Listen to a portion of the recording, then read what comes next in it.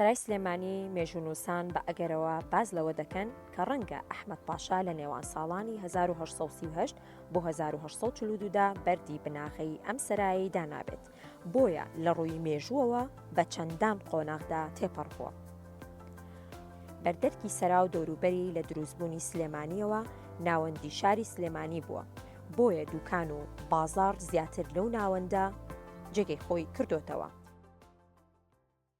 پارکی ئازادی کە ئێستا هەیە پێش ڕاپەڕینە مەزنەکەی کوردستان ناوی حامیە بوو کە ڕووبەرێک و پانتایەکی زۆری داگیر کرد بوو.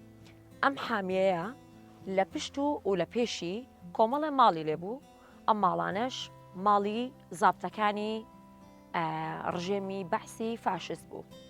پارکی ئازادی ئەو باخی ئێستا بۆتە هەوارگەیەکی باش بۆ پشودانی هاوڵاتیان، شاید حاڵی مێژوویەکی تاڵی ئەم شارە شەیدبوونی گەنجەکانی ئەم نیشتیمانەیە بەدەستی ستەمکارترین و ڕژێمی بەعس.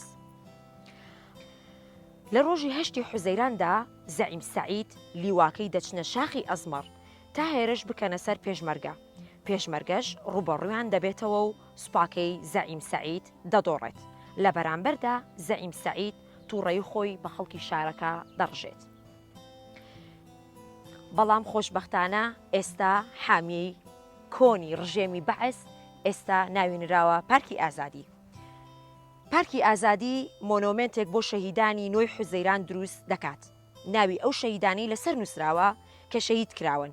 ئێستا پارکی ئازادی شاید حاڵی ئەو ڕۆژە خوێناویەی شاری سلێمانی و ستەمکاری زەعیم سەعید و ڕژێمی بەعسە کە پێش 63 ساڵ لەمە پێش ڕووی داوە. بۆیە خۆشبەختانە هەڤاڵ مامجەلال بڕیار دەدات بە دروستکردنی پارکێک بۆ خەڵکانی کورد و بە تایبەتی بۆ هەر چوار پارچەی کوردستان و بە تایبەتی بۆ شاری سلێمانی بڕیاریەوە دەدا کە پارکی ئازادی ناوی بنێ پارکی ئازادی، پارکی ئازادی دروست بکەن، وەسەکۆیەکیش دروست دەکات لێرەدا بۆیە هاوڵاتیان بتوانن بە ڕاوبۆچوونی جیاواز و بە ئازادانە بیرروڕاکانیان بگۆڕنەوە. ئێستا خۆشبەختانە حامیەکە نەما، ئێستا پارکی ئازادیە.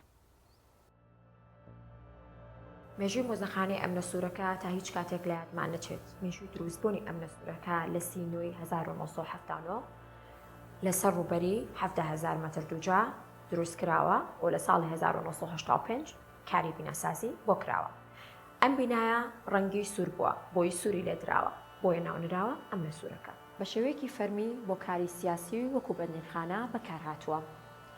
ڕژێمی بەعس لەو سەردەمەدا کۆمەڵێک کەسێک کە دەستگیریان دەکردن بەبێت تۆمەتیان نەبوو، تۆمەتیان بۆ دروست دەکردن بۆ ئەوەی یان گول لە باران بکرێن یان ئەمری ئیعدامیان بۆ دەربکەن یاخود بۆ 15 ساڵ زیندانی بکرێن.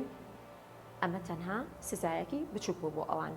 لێرەدا کۆمەڵێک زیندان لێرەدا بوونی هەیە. زیندانی تاکە کەسیمانەیە کە پێی ئەوترێ ئیلفرادی، ئەو زیندانی خانمان و مناڵانمان هەیە، هەروها زیندانی پیاوانمان هەیە بە کۆمەڵ. لێرەدا چەندین ئەشکەنجە و چەندین تەعزیبی نەفسی دراون. ئەم پەیکەرە بۆ دەرخستنی ئەو جۆرە ئەشکەنجەیە جەستەی و دەرونیەیە کە زۆربەی زیندیانانی ئێرە چەشتویانە. جۆرێکە لە ئەشکەنجەی دەرونی و جەستەیی کە ئەو کوردەی کە گرتوانە دەستیان بە کەلەپچەوە بەرز کردوتەوە و بەستووە و چاویشی نەیتوانیوە بە هیچ شێوەیەک دابنیشێ. هەر کەسێک لە ئەمنەکان لێرەوە ڕۆشتون سوکایەتیان پێکردووە و لەیان داوە.